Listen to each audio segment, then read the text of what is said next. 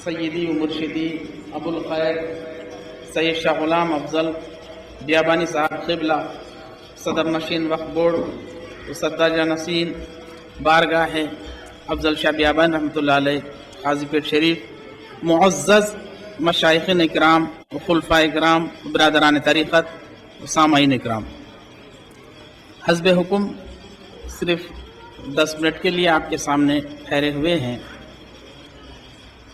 नमूद शान रब्बानी ज़हूर नूर यज़दानी, नमूद शान रब्बानी ज़हूर नूर यज़दानी, खुदा का दूसरा कोई ना कोई आपका सानी। हमारे दीन की हक़ानियत के दोनों शाहिद हैं, हमारे दीन की हक़ानियत के दोनों शाहिद हैं, मोइनुद्दीन अजमेरी मोहिउद्दीन जीलानी। अभी पेशरो मुक़र्रिरीन ने अहले बैत पाक मुस्तफ़ा सल्लल्लाहु अलैहि वसल्लम की बारगाह की अज़मत व शान बताई, और वाकई ये अहले बैत की शान ही, अगर इनकी शान व अज़मत समझ में आ गई तो रसूलुल्लाह सल्लल्लाहु अलैहि वसल्लम की शान व अज़मत समझ में आती है। ये अहले बैत की ही शान थी, इसीलिए ये अहले बैत को पहचानने वाले हिंदुस्तान के मायनाज वली ने पहचाना तो यूँ कहा, शाह अस्त हुसैन बादशाह अस्त हुसैन, दीन अस्त हुसैन दीन पना अस्त हुसैन, सरदार ना दाद दस्त दर दस्त यजीद हक़ा के बिना ला इलाहा अस्त हुसैन। ये हैं हज़रत अब्बास रज़ी अल्लाह ताला अन्हु, सरकार सल्लल्लाहु अलैहि वसल्लम के पास बैठे हुए हैं। हज़रत अली करम अल्लाह वजुल करीम रज़ी अल्लाह ताला अन्हु तशरीफ़ लाए। हुज़ूर पाक सल्लल्लाहु अलैहि वसल्लम बरजस्ता खड़े होकर हज़रत अली की पेशानी मुबारक को चूमते हैं। ये मंजर हुजूर के चाचा हज़रत अब्बास रज़ी अल्लाह ताला अन्हु ने देखा। पूछते हैं, या रसूल अल्लाह, क्या आप अली से बहुत मोहब्बत रखते हैं, आप अली को बहुत चाहते हैं? तो सरकार सल्लल्लाहु अलैहि वसल्लम ने फरमाया, ऐ चाचा, इस रुए ज़मीन पर और कोई नहीं होगा जितना मैं अली को चाहता हूँ उतना कोई दूसरा चाहने वाला नहीं होगा। इसलिए कि अल्लाह तबारक व तआला ने हर पैगंबर की औलाद को उनके पुश्त में रखा, मेरी औलाद को अली के पुश्त में रखा है, मेरी औलाद को अली के पुश्त में रखा है। इसीलिए ख्वाजा गरीब ने फरमाया, सरदार न दाद दस्त दर दस्त यजीद हक़ा के बिना ला इलाहा अस्त हुसैन। आज बताना मकसद ये है, हजरत अली करमल्लाहु वजहू की शान मुबारक हुजूर ने बताई, तो इमाम हुसैन की शान मुबारक को भी सरकार सल्लल्लाहु अलैहि वसल्लम ने क्या इंतहाई मुनफरिद अंदाज में बताते हैं।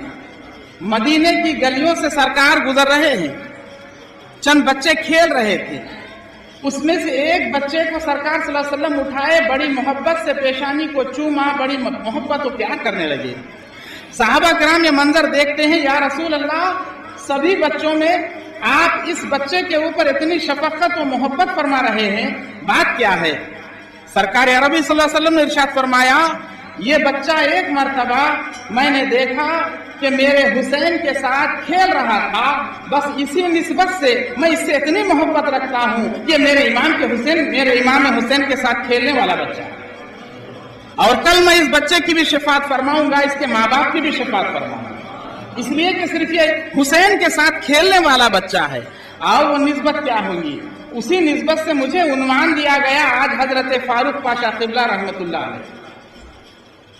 बात को सिर्फ 10 मिनट के अंदर मुझे समेटना है। हजरत का उर्स शरीफ है, तबरुकन मैं आपको ये बात बताने जा रहा हूँ कि इन औलिया अल्लाह का जिक्र करना कफ़ारे गुनाह है।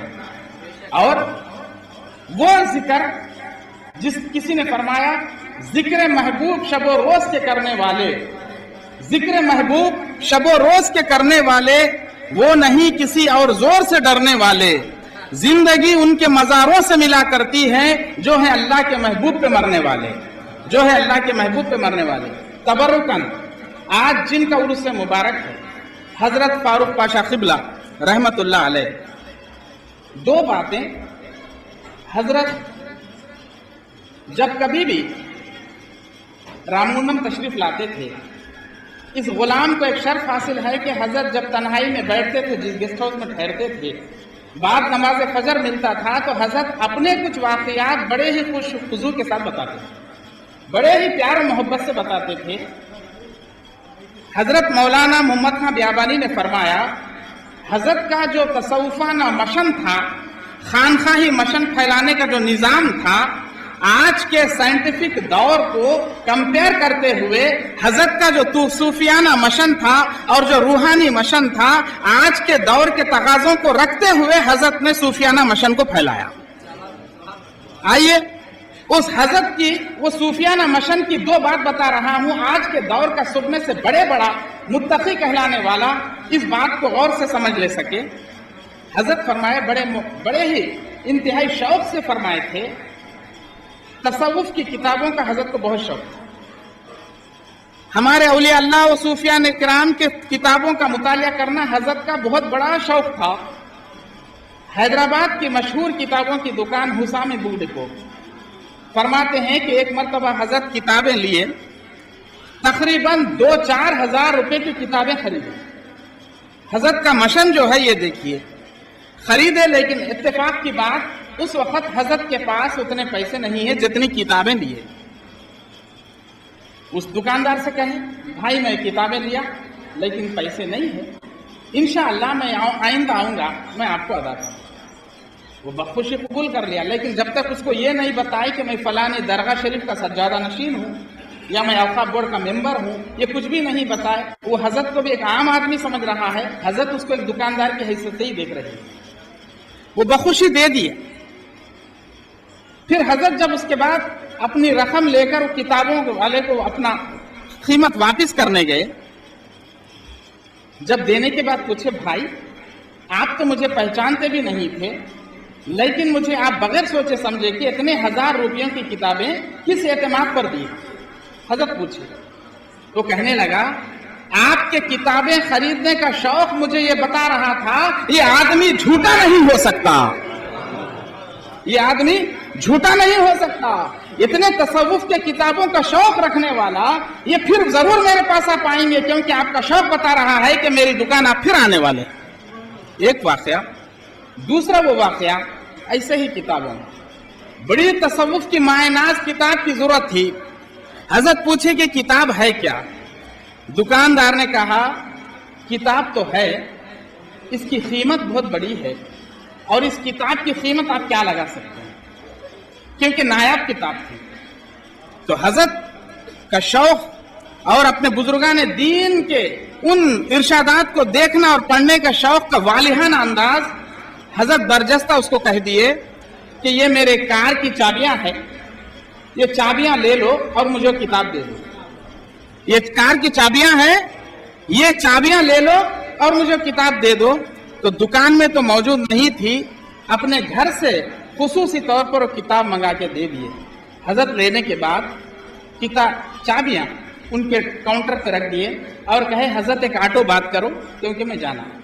پوچھنے لگے ارے آپ تو کار میں ہیں، کار میں جانا ہے؟ نہیں، میں آپ سے یہ کہا تھا آپ کیا قیمت دے سکتے، میں کار کے چابیاں دے دیتا ہوں کہا، اسی لیے آپ مجھے کتاب دے دیے، چابیاں لے لو بس، مجھے کتاب کافی ہے اور میں جاتا ہوں۔ بڑا خوش ہوا کہ حضرت اس دور میں بھی یہ تصوف کی کتابوں سے اتنی انسیت رکھنے والے ہیں۔ بتانا مقصد یہ ہے یہ انسیت انہیں رسول اللہ کی آل سے ملی ہے، رسول کی نسبت سے ملی ہے۔ اور آخری بات بتا رہا ہوں انسیت کیسے ملی ہے، اسوہ ابراہیمی سے۔ سرکار نے فرمایا میں ابراہیمی ہوں، ابراہیم علیہ السلام نے فرمایا مولا جس آخری نبی کو تو پیدا کرنا چاہتا ہے وہ میری آل میں عطا فرما۔ تو ابراہیم کی یہ دعا تھی اور ابراہیم کی دعا سے سرکار پیدا ہوئے، سرکار کی آل میں ایسے لوگ پیدا ہوئے۔ آؤ اسوہ ابراہیمی دیکھو، اللہ نے کہا ہے فرشتوں آزماؤ میرے ابراہیم کے پاس 5000 بکریاں، ہر بکری کے گلے میں سونے کا پٹا اور 5000 کتے اس کی حفاظت کرنے کے لیے۔ فرشتے کہے مولا ابراہیم کو اتنی دولت دیا، اب تیری محبت کہاں ہے؟ تو ابراہیم اللہ تعالیٰ نے فرمایا جاؤ ابراہیم کو آزمانا ہے تو آزما لو، اسے اس دنیا کی دولت سے بڑھ کر میری محبت بڑھ کر ہے۔ فرشتہ آیا بڑی خوشکن آواز میں اللہ کی تسبیح و تحلیل پڑھتا ہے، سبوح قدوس ربنا و رب الملائکۃ والروح۔ ابراہیم علیہ السلام بڑے مست و مگن ہوئے، اور جب فرشتہ خاموش ہوا انسان کی شکل میں آیا تھا، کہنے لگے انسان وہ اللہ کی تسبیح مجھے پھر سے سنا دے جو تو ابھی تسبیح کر رہا تھا میرے رب کی۔ وہ انسان کی شکل میں آنے والا فرشتہ یہ ڈیمانڈ رکھا، آپ اپنے بکریوں میں کا آدھا ریوڑ دے دو، میں وہ تسبیح سناؤں گا، وہ اللہ کی تسبیح سناؤں گا۔ ابراہیم علیہ السلام نے قبول کر لیا کہ میں آدھا ریوڑ دے دوں گا، تو میرے رب کی وہ تسبیح سنا۔ فرشتے نے دوسری مرتبہ بڑی خوشگوار آواز میں اللہ تبارک و تعالیٰ کی تسبیح سنا دی، سبوح قدوس ربنا ورب الملائکۃ۔ جب دوسری مرتبہ سنایا، ابراہیم نے فرمایا تو اور ایک مرتبہ سنا، تو فرشتے نے کہا وہ سارا ریوڑ دے دو، میں سناؤں گا۔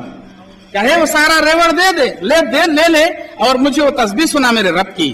جب سنا دی، ریوڑ دیے، فرشتہ اپنی حقیقت کا اظہار کرا کہ میں کوئی انسان نہیں ہوں، اللہ نے امتحان لینے کے لیے مجھے بھیجا تھا، میں اللہ کا فرشتہ ہوں کہ دنیائی دولت سے بڑھ کر اللہ کی محبت آپ کے دل میں ہے، یہ امتحان لینا تھا۔ اور آئیے یہی اسوہ لے کر حضرت فاروق پیا نے اپنے کار کی چابیاں دے کر بتا دیے کہ یہ کوئی حیثیت نہیں رکھتے، لیکن ہمارے تصوف صوفیاء کرام کی تعلیمات اس سے بڑھ کر اہمیت رکھتے ہیں۔